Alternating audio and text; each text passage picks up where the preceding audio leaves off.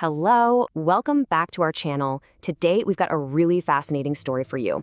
It's all about what happens when wealth is, totally hidden in plain sight. We're talking about a tale of money, pride, and one of those super dramatic confrontations that just blows up when first impressions are completely, and I mean completely, wrong.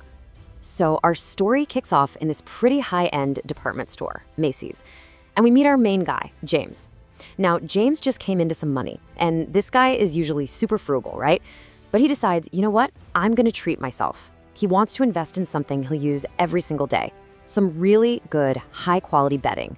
So yeah, he's definitely stepping way out of his comfort zone and right into the lap of luxury.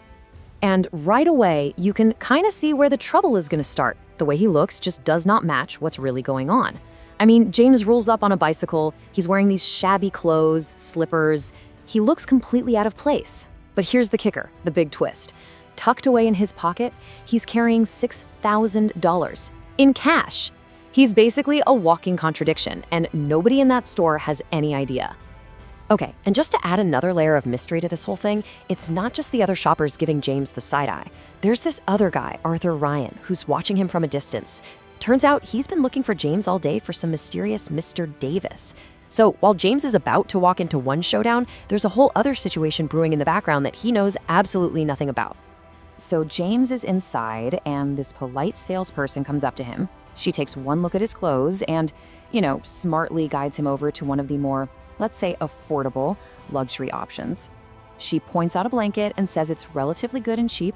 She's trying to be helpful, right? Not trying to be rude. But her idea of cheap and James's idea of cheap are on two totally different planets. He's used to buying like $10 blankets.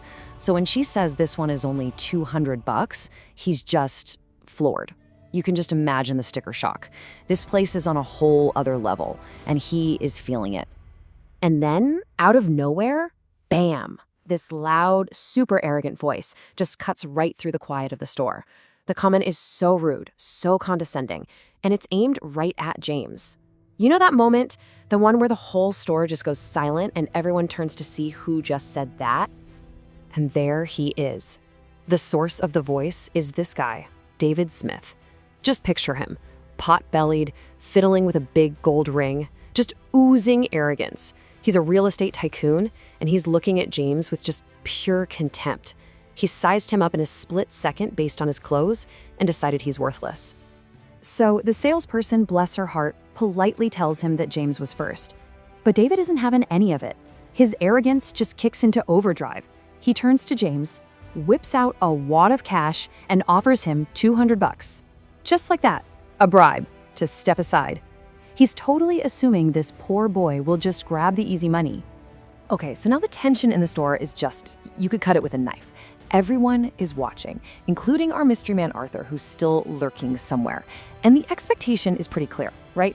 Everyone thinks the guy in the shabby clothes is gonna swallow his pride, take the cash, and walk away. I mean, what else is he gonna do? But James doesn't even flinch. He is not intimidated one bit.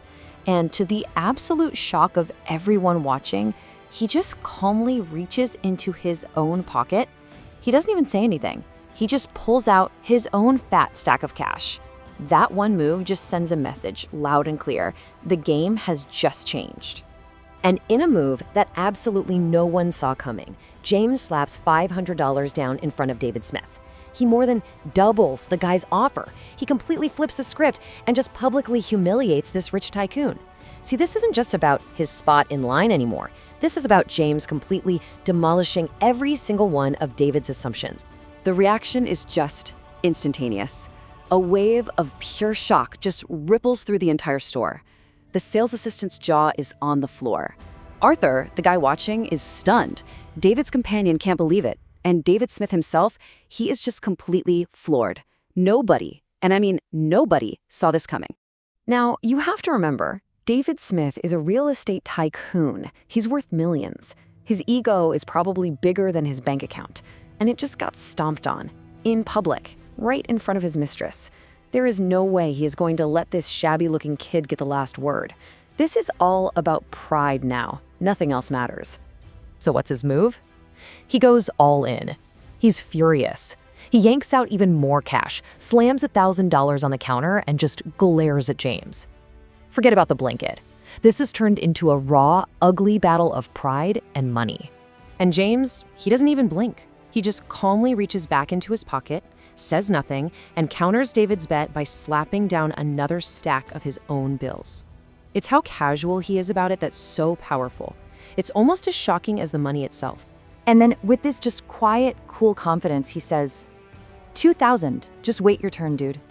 And that just totally disarms David Smith. I mean, even for a rich guy, who carries $2,000 in cash around with them? It's that casual confidence that leaves David completely speechless.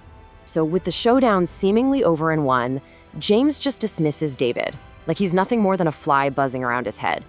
He turns back to the poor, stunned saleswoman and just calmly asks her to help him pick out his betting. The power in that room has just done a complete 180. And you can just see it on the saleswoman's face. She's having this huge realization. She's thinking to herself how incredibly lucky she was that she was nice to James from the start. Talk about a powerful lesson learned right there in the middle of the betting department. Don't judge a book by its cover, right? But wait, just when you think it's all over, David's companion leans in. She whispers in his ear, poking at that bruised ego of his. She reminds him that he just got publicly humiliated. She's basically daring him to let it go. And you know she's not going to let him back down. And that's all it took. That little whisper just reignites his fury. There's no way he can walk away defeated now, so he makes one final, dramatic, all-or-nothing move. He doesn't pull out more cash. He pulls out his bank card and throws it on the counter. This is it, his last stand. He names a price that he is absolutely certain will end this whole thing once and for all. $7,000. It's not cash, but by throwing down that card, he's convinced it's a number that will finally shut James up for good. He stares right at James and lays out his final offer, totally confident that this is an amount of money that nobody, especially not a guy who looks like James, could ever refuse or, more importantly, match. For David, it's not even about the money at this point. It's about his reputation. It's about winning. And so that leaves us hanging with the ultimate question. James has been insulted, he's been pushed around, and now he's staring down this final massive offer. So what's he gonna do now? If you like this story, please like and share it and subscribe to the channel to watch future episodes. Thanks for watching.